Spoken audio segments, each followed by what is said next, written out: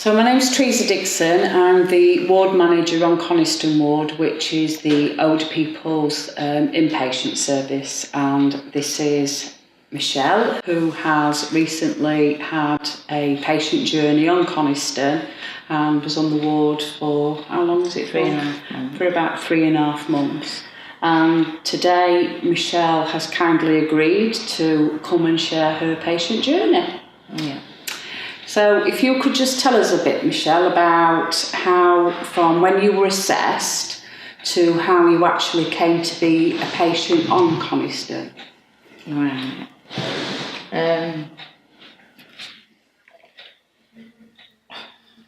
Take your time. Take your time. Sorry. It's all right. No, it's absolutely fine. I remember being at hospital and I could see spiders running around the floor. They put me in a room. I felt like there were more spiders and they were coming on me. So I had to come out of the room. And then they got me a place in the other ward.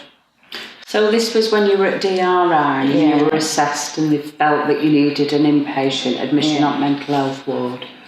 So from there, would it be right that you were admitted on to Broadsworth? That's right, yeah. Okay. So what was that experience like? It was terrifying. Okay. Everybody was loud and scary. Yeah. I tried as much as I can to stay in my room. Yeah. Because I didn't want contact, because it seemed to be like confrontation all the time. Okay. With different people. Yeah.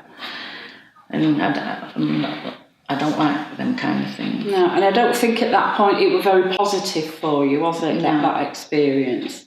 And I think from there, that's how we sort of negotiated and we spoke about, I got my involvement because they asked me if I would come and have an assessment of you and see if your care would be better suited on Coniston, which was how that process came about. So when you was actually admitted then onto Coniston, can you just tell us a little bit how you feel that you were supported or how things were different from you being on the adult side to being on the older adults? It felt very quiet. Yeah. There's always somebody checking on me.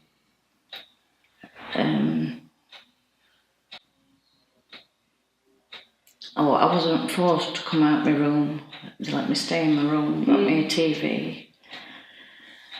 It took a long time till I was ready to come out of my room.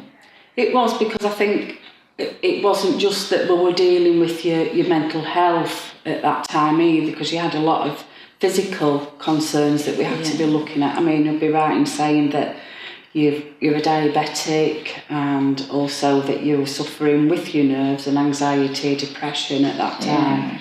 And then you've also got other physical... Yeah, I've got osteoarthritis, Ehlers-Danlos syndrome, joint hypermobility.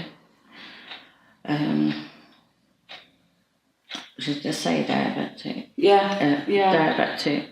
So there was a lot of... Maybe because I felt so poorly, my mental health, my body weren't working with me at all.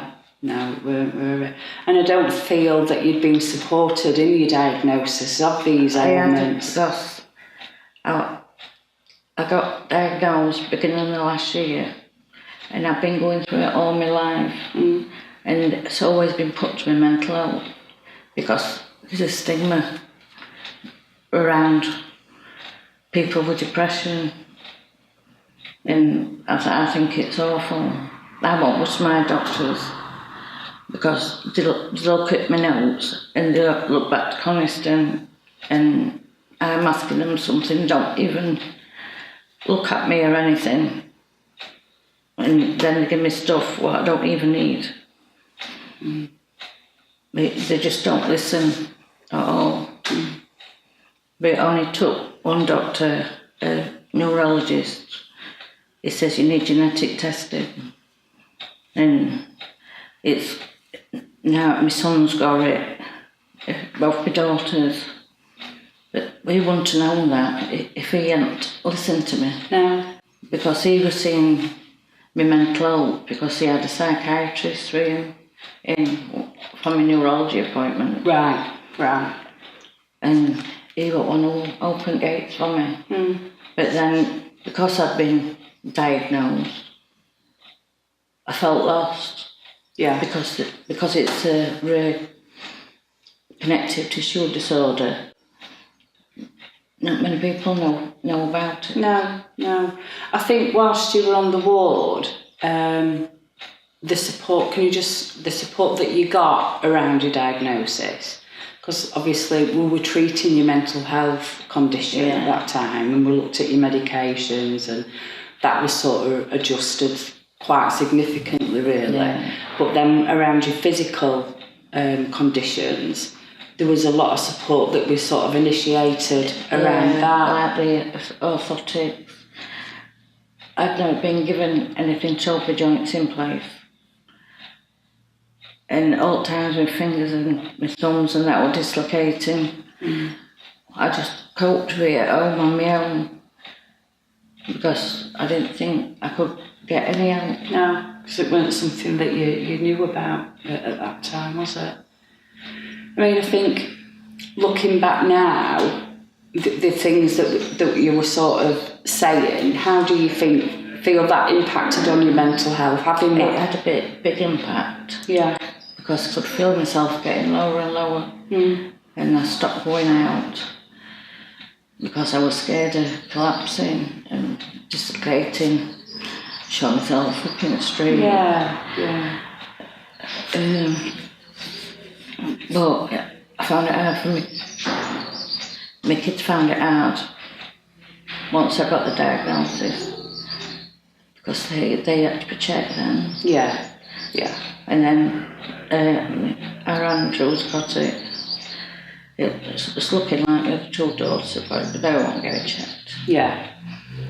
But our Andrew were at genetics for me, and they said he's got it as well. But difficult to deal with, really, that, isn't it? But if I'd have known I would have had 5 children. Well, you don't know because that. I passed it down to my grandchildren as well. Yeah. And that hurts me, because I've got quite a few. Yeah. And the help I got from you about my Barrett's esophagus. Yeah, because what happened? I choked. That's right. Soap and bread. Yeah. And then you were referred to the SAL team, weren't you? So what other sort of support do you feel that Coniston offered you that aided your recovery, really? They were always friendly. And they seemed to know when I didn't feel right. Yeah. And somebody would come in and I think, how did I feel like this? Yeah. But everybody always made me laugh. I forgot how to laugh. Yeah. And some of the staff were a bit silly, so yeah. Do you know what I mean? Yeah, just have a joke with you every day, laugh. Yeah. And I'm laughing again, which is something I didn't do. Yeah. Which were that must be really nice. And did your family, how did they feel? Did they feel that you were making progress and looked differently? Yeah. Good. Yeah. I mean, they're so thankful for what Coniston's done. Right. I'm getting all my stuff sorted, and I'm still going through stuff with my throat. And yeah. So.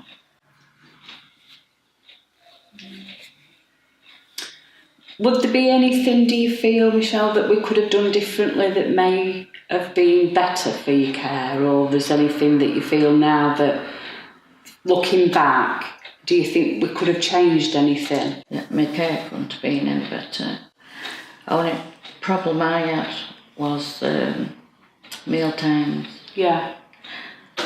I didn't really have any options. Sometimes I could only have soup, but because I didn't eat bread, there was nothing else that I could have. and I were having insulin injection. To me, they should have had more for diabetics and people with like, I mean, a lot of old people have problems swallowing anyway. Yes, they do, yeah. But nearly every day, it was sandwiches. And that wasn't no good for me. And then I used to get upset inside thinking people are looking at me because, you know, I weren't eating a proper meal, and I just used to go back to my room. But it did my insulin were like up and down because I wasn't getting right food. And that's because of your swallowing reflex as well, weren't it? Okay. I think that's something that we could think about for future patients and for future ways that we sort of deal with that situation. I think that's something. And I think like at meal times you should have a choice of hot or cold drinks. Yeah. But I think like dinner time it would juice. Right. At tea time you could have a cup of tea or coffee. Right. But some people like a cup of tea with the meal. Yeah. Which they did do for me. Yeah. I was spoiled. But it's just like old people, they like the cups of tea. Yeah, definitely. I mean, they're always getting cups of tea. The trolley's always out for them to have a drink and everything with. Okay. Is there anything else that you wanted to add, or? I want to thank you all with all my heart for being there for me. No, that's fine. When I lost me and Michelle. Yeah. And the support you gave me through that. Yeah, because you had a bereavement, didn't you, as well, while you were on ward, and that was a difficult time. I feel you went over what's your job, get me showered, getting me ready, blow dry my hair, Dave making sure I got a tablet before I went, so I could calm while you were out. Yeah. That's lovely, thank you, we really appreciate that. But I do think you're all amazing here.